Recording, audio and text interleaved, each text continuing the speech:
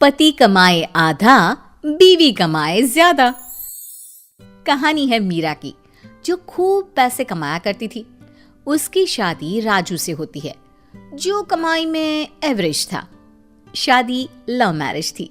शादी के बाद मीरा अपने मायके जाती है, जहां उसकी सहेलियां और भाभी के साथ माँ सभी उसका इंतजार करते हैं।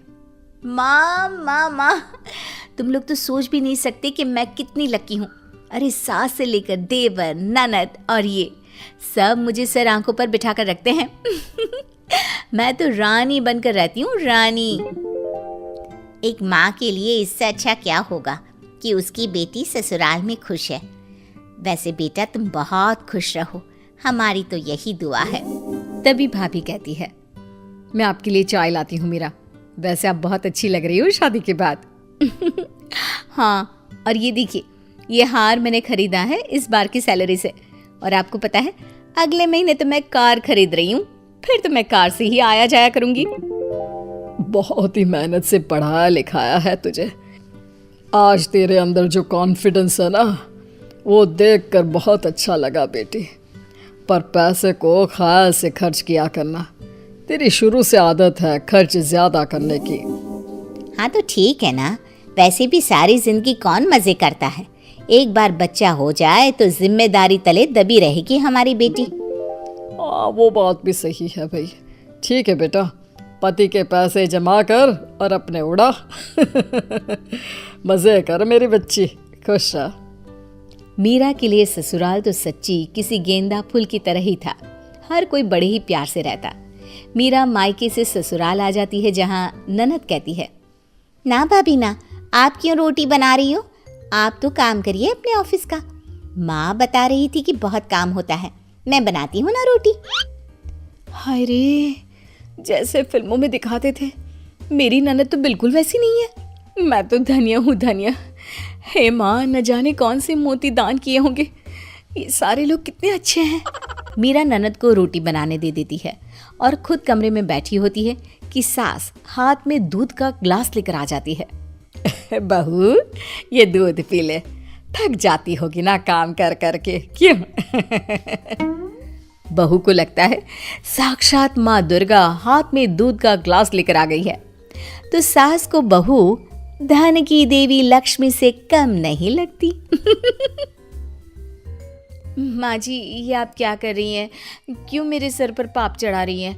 अरे मेरी जिम्मेदारी है ना कि मैं आपका ख्याल रखूं, तो आप मेरे लिए दूध ला रही है। ये ठीक नहीं लगता माँ जी। लेकिन सास, अरे जिसके दिमाग में कोई और ही खिचड़ी पक रही होती है, वो बहू से कहती है, देख बहू, वो जमाने गए और ना ही मैं वो पिछड़े जमाने की सास हूँ जो बहू और बेटे में फर्क करूं। मेरे लिए तो बहू नहीं, बेटी है, बेटी।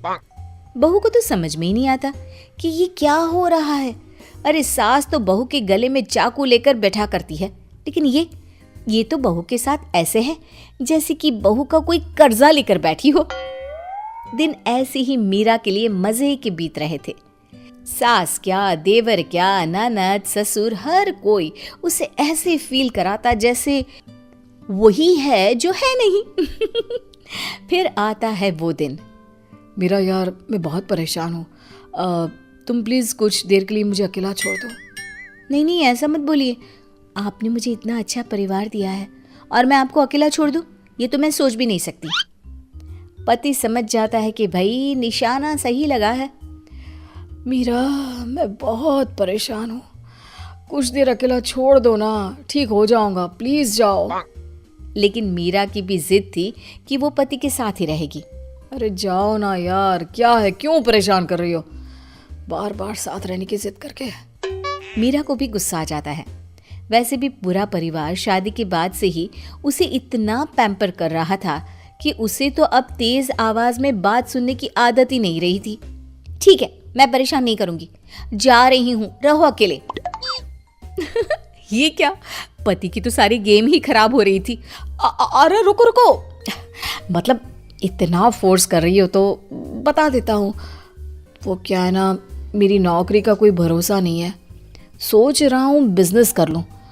दूसरे लोगों की तरह ससुराल से पैसे लेना अच्छा नहीं लगता, क्या करूं? मीरा जो पूरी इमोशनल होती है, अरे ससुराल से क्यों लेना, मैं हूं ना, करो ना बिजनेस जो भी करना चाहते हो। तभी ननद रोते हुए भाई के पास आती है। अरे बहन क्या हुआ? भाई, मुझे ना आरव से प्यार है, लेकिन उसे तो हाई फाई लड़कियां पसंद है। भाई मुझे पैसे चाहिए। मीरा के लिए ये सब कुछ नया था। अरे जिस लड़की के पिता ने या माता ने उसे कभी ये नहीं जाहिर होने दिया कि पैसे की क्या कीमत होती है, उसे पैसे के लिए रोते लोगों को देखकर अजीब ही लगता है। क्या है यार, पैसे के लिए क्या रोना, वो तो इतने हैं मेरे पास, ले लो। सच्ची भाभी? सच? तुम मुझे पैसा दोगी मेरे बिजनेस के लिए? अरे हाँ हाँ जरूर दूंगी, क्यों नहीं दूंगी, तुम सब मेरा इतना ख्याल जो रखते हो। तभी ननद भी बोल पड़ती है। और भाभी, मुझे भी पैसे देंगी आप? हाँ, तुम तो मेरे हाथ से बेलन छीन लेती थी रोटी बनाने के लिए, आज के ज़माने में कौन करता है, मैं ज़रूर दूंगी तुम्हें पैसे। तभी वहाँ सास आ जाती है। अरे बहू, सोच रही हूँ कि ऊपर का पोर्शन बनवा लूँ, पर पैसे नहीं है। कम से कम 2 पोर्शन का मकान होगा तो किराया आएगा, लेकिन क्या करूँ, पैसे नहीं है।